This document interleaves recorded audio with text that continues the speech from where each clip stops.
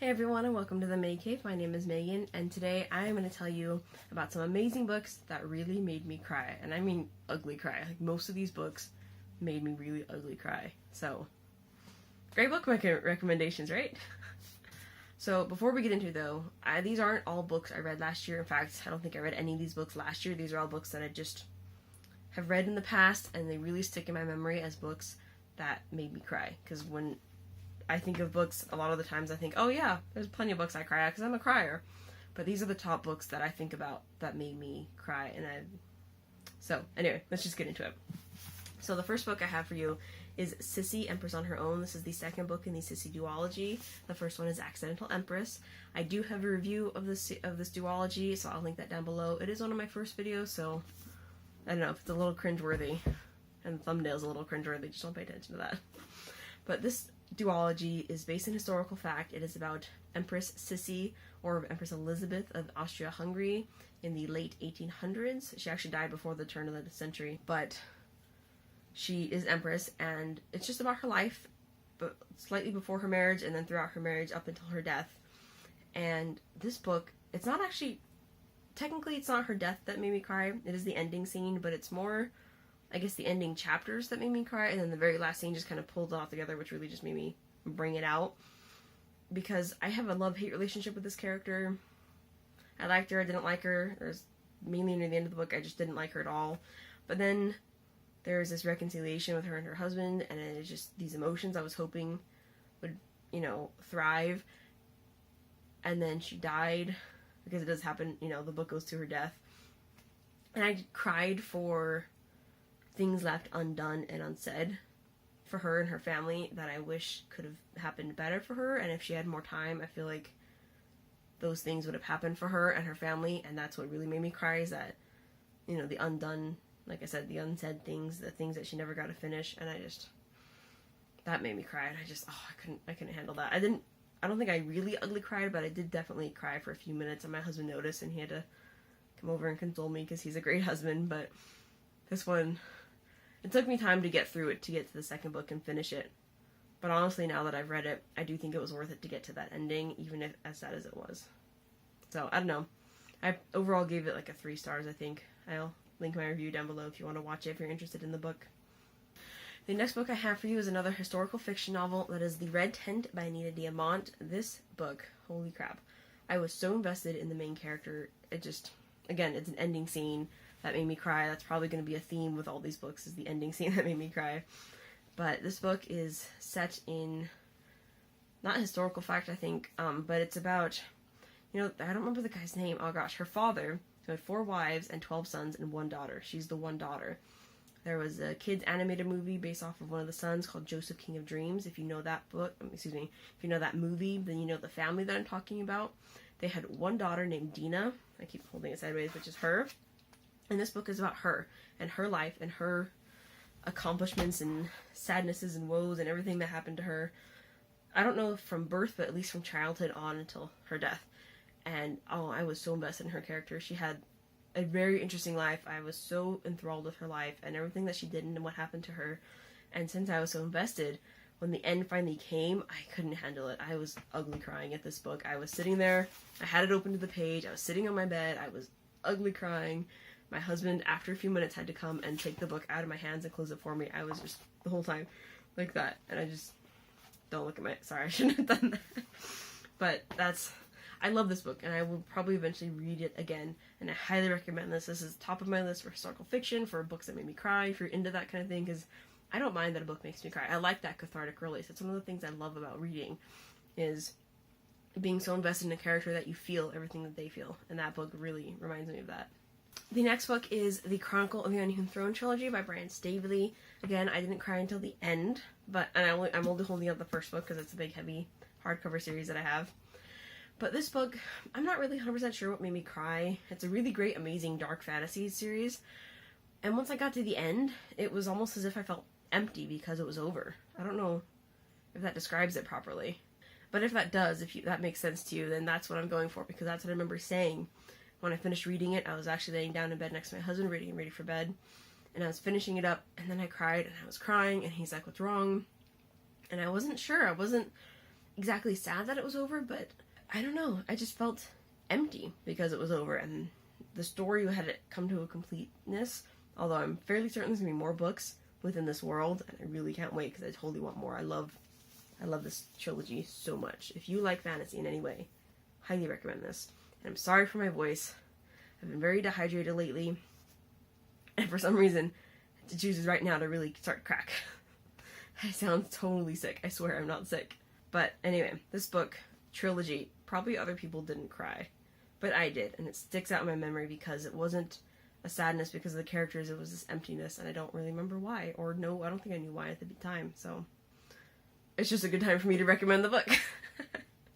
The next book I have for you is The Shoemaker's Life by Adriana Trigani. This was actually a cover buy. Just look at that beautiful cover.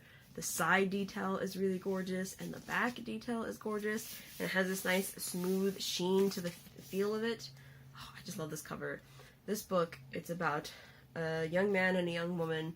They live in Italy during the early 1900s, and they live in nearby villages, but they never truly meet until right before they both leave for the US around the same time, but they don't know that. And they have all these crisscrossing paths until they finally... It's a really sweet love story in general, set mainly in the US.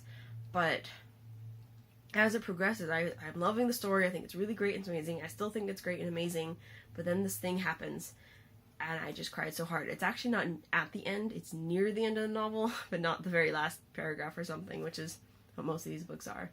And I just cried. I just thought, how could you do that? I was so, crying, and I guess it made sense for the story, but I just wish it hadn't happened.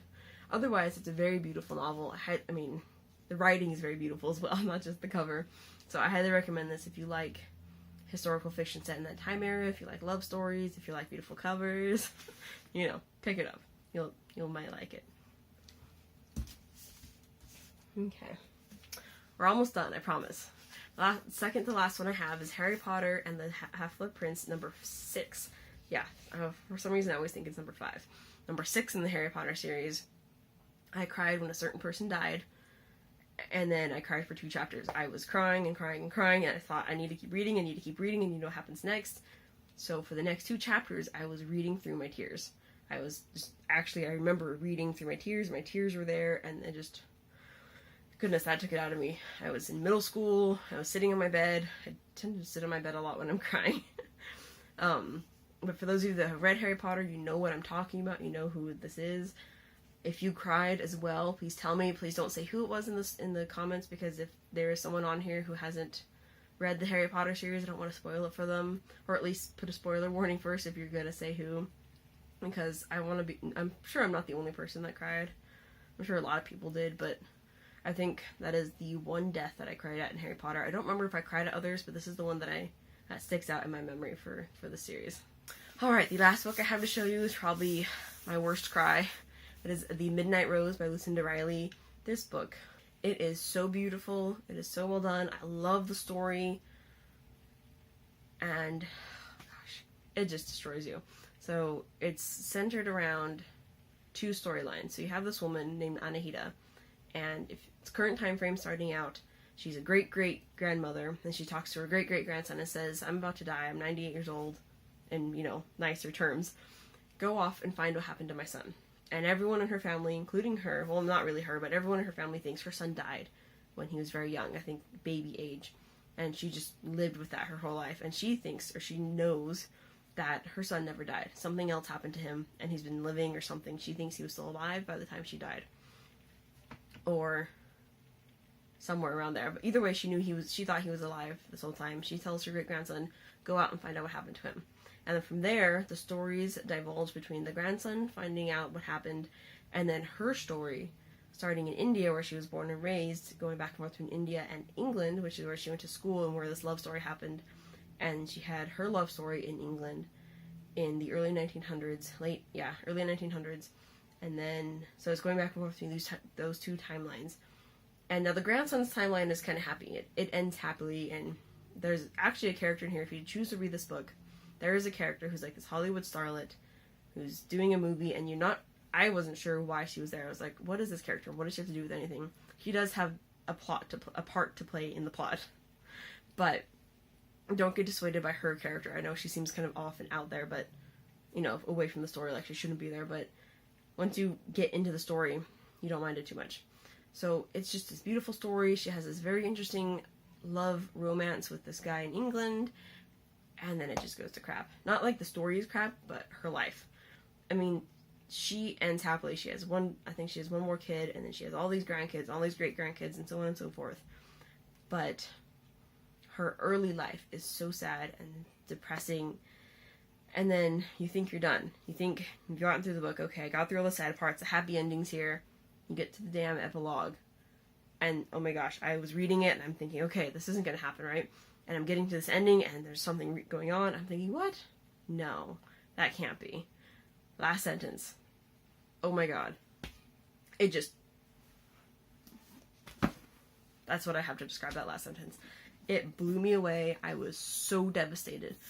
I thought things were getting better. Not that it wasn't good. Like, she had a good life after this stuff happened in her family and everything. But then this just threw this twist in there.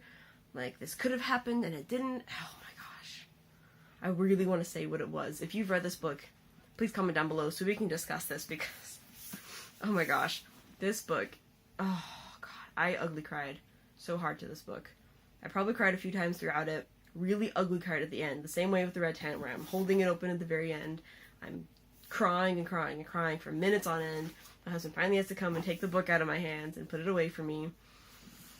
And then I was probably staring at it all night till I went to bed, because it was probably up here somewhere until I put it away. And oh gosh. This book. I don't even know what to say about this book. This is the great way to end this video. I know my recommendations probably seem really sad, but honestly, these are all really amazing books. I highly recommend them. If you're not a crier at books, you probably get through them fine. If you're a crier, if you're like me, I love that cathartic release. I mean, of course, sometimes I hate the scenes that make me cry, if it's a death or something, especially, but it's part of the reason I love reading, is that cathartic feeling, that feeling of attaching yourself to the character and being so involved in their life that when someone dies or when they die or something awful happens, you're so saddened because you're almost feeling what they're feeling. And that's what a lot of these books are, especially this one. So if you like that in any way and you enjoy that of reading, definitely pick up this book if you think you can handle it, because honestly, oh man, I just don't even know what to say. I really don't. It's a really well done book though. I really love it, and the cover is very beautiful. I absolutely love the cover.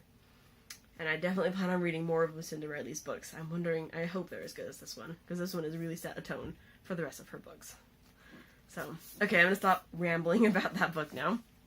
That is it for my Great Books That Made Me Cry video. Thank you guys for holding in there. I'm sorry if this ended up being really long, and I'm really dry. Oh my gosh, I am so dry right now. I have no idea what's up with my throat right now. But thank you for watching my video. Let me know down below if you liked any of these books, if you're interested, if you've read any of them before. Or let me know what books made you cry. Tell me what books made you ugly cry. I want to know so I can read them and I can ugly cry with you. But that's it for this video. Thank you so much for watching, and I will see you guys next time. Bye.